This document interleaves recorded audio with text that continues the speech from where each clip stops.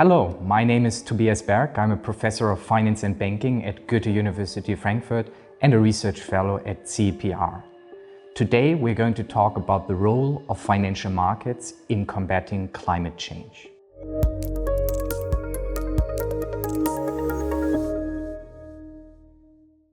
We have a very simple research question in our paper. How do firms react to pressure from investors to reduce carbon emissions? Why is this question important?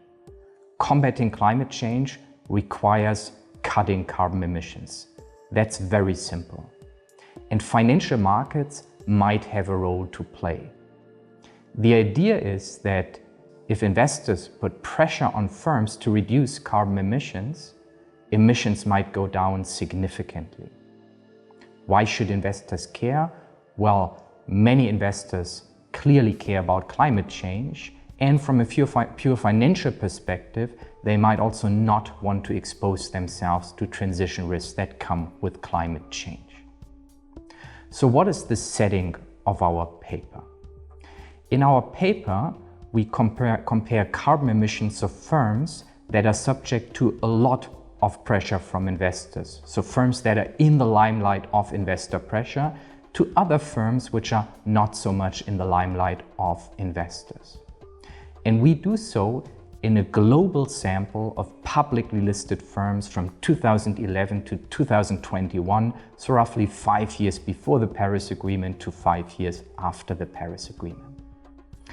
And we also focus on one particular initiative, Climate Action 100+, which is an investor-led initiative by more than 500 asset managers worldwide with one key aim: put pressure on publicly listed firms, on large emitters to reduce their carbon footprint. So what do we find? First, the good news.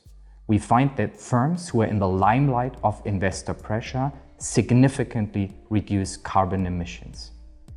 They reduce carbon emissions by 11 to 15%. So this is a quite sizable amount coming from that kind of channel alone. Now, the bad news. We are able to decompose emission changes into various components. And the emission cuts by those firms predominantly come from divestments. What does this mean?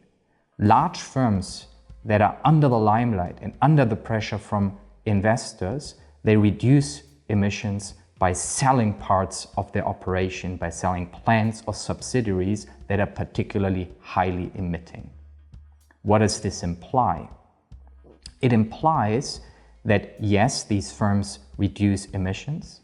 Investors are exposed to less transition risk, investors in these firms, but emissions are simply reallocated from some firms, from firms that are in the limelight of investors, to other firms which are less in the limelight.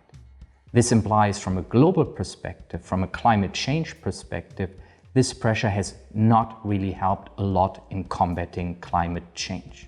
We also measure and analyze how emissions are actually allocated. So first of all, the allocation that we measure is big and it's global in nature. So we estimate that over the post-Paris Agreement period, almost 400 million tons of CO2 emissions have been allocated from firms that were in the limelight of investor pressures to firms that are less in the limelight. So this is equivalent to approximately the yearly emissions of a country like France. Number two, we show that divestments mainly come from European firms that sell plants and operations to firms in North America or to firms in the rest of the world. What does this imply for policymakers?